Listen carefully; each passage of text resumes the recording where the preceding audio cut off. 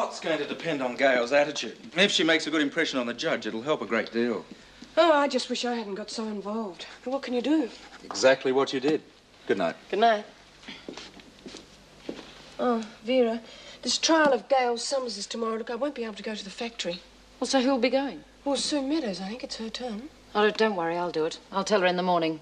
I thought you hated the place. I do, but she's just had 2 double shifts there. Vera, I only said I think B is up to something. Well, it'll be a good chance to find out, won't it?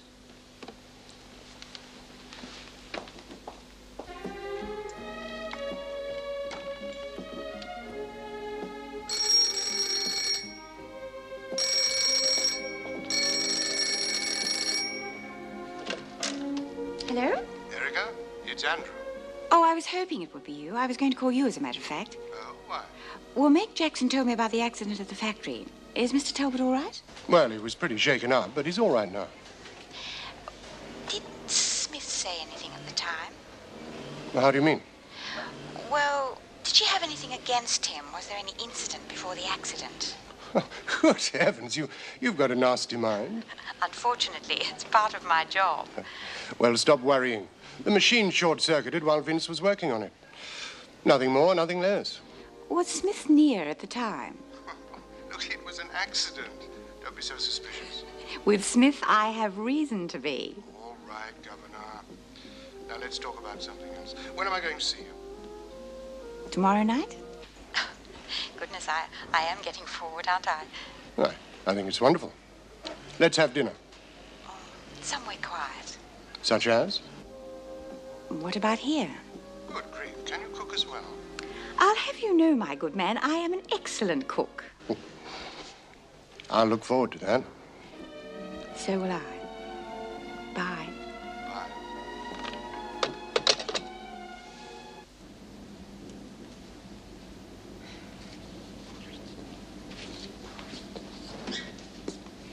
Oh, you all set? Don't know why I'm bothering, really. Oh, neither do I, then, if that's your attitude.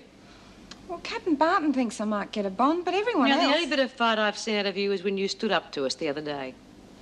Yeah, well, Doreen's been telling me about people who get their hopes up. Doreen. Sure, it's risky to get your hopes up, but it's far worse to lie down and die. Still, that's up to you, I suppose. I just thought I'd drop by and say good luck. Thanks.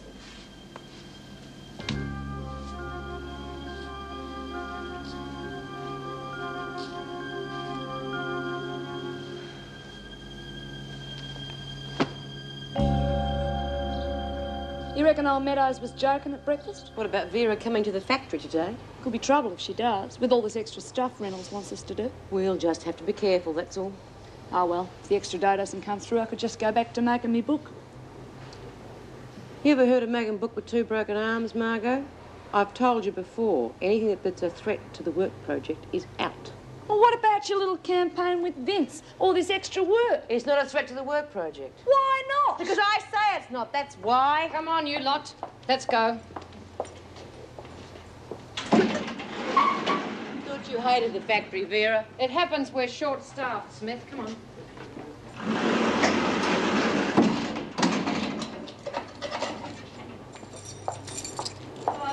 Well, don't hang about, Summers. I'm sure there's plenty to do in your cell.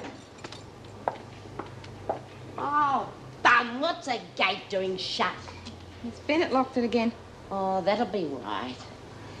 Vera gets a terrific kick out of making things hard for people. I just took Judah Brecky and she's ready to go up the walls. Lizzie, how long you been in here, in Wentworth? Years and years. I've seen them come and I've seen them go. I've seen them knife. I've seen them chucked off the roof. Riots. Suppose it relieves the boredom. I really don't think I want to be in here. Nobody wants to be in here, love. Except me, but I'm getting nothing in my old age. Know what it's going to be next Tuesday? Me birthday. Happy birthday, Lizzie. I used not think very much about me birthday, but now I do. I've got these people on the outside. Me daughter and me granddaughter. Well, sort of me daughter. And I was just thinking, wouldn't it be bonzer if I could get out for half a day, and what a nice present that'd be. Reckon they'll let you out? I've asked Captain Barton. I reckon he'll swing it. Oh, he's a wonderful man, isn't he? All men are wonderful when you've been in here for a while, at least most of them are. What are you doing, Lizzie? Waiting for you. That old Bennett, she can't look at a gate without locking it. Strange, isn't it? Do you know that she's got 15 locks on her front door so she can unlock every one of them in the mornings? Come on, Lizzie, on your way. Good luck in the court, love. Thanks. Come on, Summers. Time to go.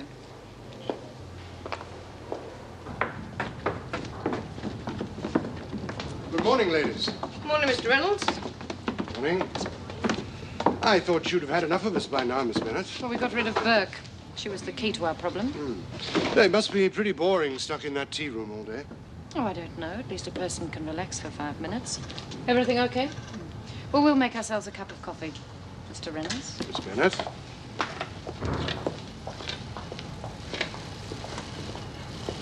Do you think she'll make it difficult?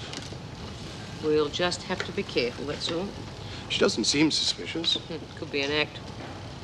How's Vince? Oh, he's fine. He's working in the other section at the moment. Look, about that extra work, I've got an order in and it's rather urgent. How soon do you think we can make a start? Will you give it a go today? Just small quantities, though. Right, I'll see you in about an hour. Remember, one garment at a time to start with. If we get sprung, I'll invent an excuse. Right.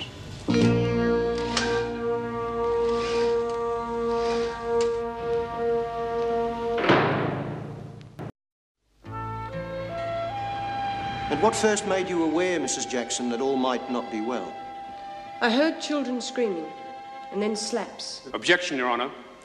Mrs. Jackson had no way of knowing the sound she heard was slaps. Sustained. Might I put it to you another way? You heard sounds which appeared to be slaps. That's correct.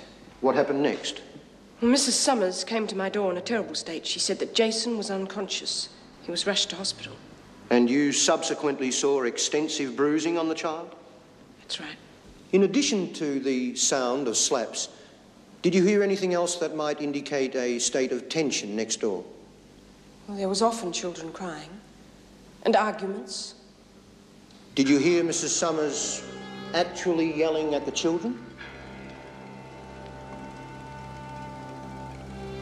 Yes. And you formed the opinion that the child was being beaten? Yes, sir. Thank you, Mrs. Jackson.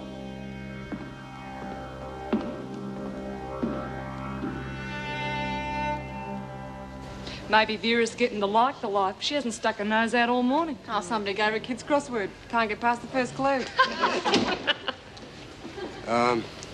Here's the sample. Kay's getting the material now. Okay, we'll still stick to one at a time, though. Well, that's up to you. Kay's worked out a story to explain why the stuff's here. Hazel Crowe wanted to know where all this was going. Who's she? The union rep. Well, it's none of Hazel's business. Well, she seems to think it is. They know this lot are being paid less than them, and they're worried about their jobs. I'll talk to her. No one's job's being threatened, and she knows it. Yes, well, I'd be careful if I were you. Well, you leave Hazel to me. The one we have to worry about, Miss Bennett. Morning, Miss Bennett. Stretching your legs? This is nice. What is it? I'm making up some samples. Oh, you're very versatile. Well, this machine is vacant. Okay if I use it, Mr. Reynolds? Oh, should be safe enough. What do you think, Miss Bennett? That's fine. I'll leave you to it. She doesn't suspect anything? Doesn't look like it, but we'll still stick to one at a time and keep them out of sight, you lot. Right, one down and one to go. I'll go and sort out Hazel. And what do you do for a living, Mr. Summers? I work in a factory. And you do lots of overtime, so you're away from home quite a bit? Yeah, that's right. Well, we couldn't get by on just my wages. Quite so. And you had no idea your wife was beating the children? Well, how would I? Anyway, two of them weren't even my kids. But I did my best for all of them. Did you have any reason to fear that the children were being inadequately cared for? Well, she wasn't too crash-out on the housework. I mean, I know she's my wife, but I think she'd rather have been chatting to the neighbours than taking care of the kids.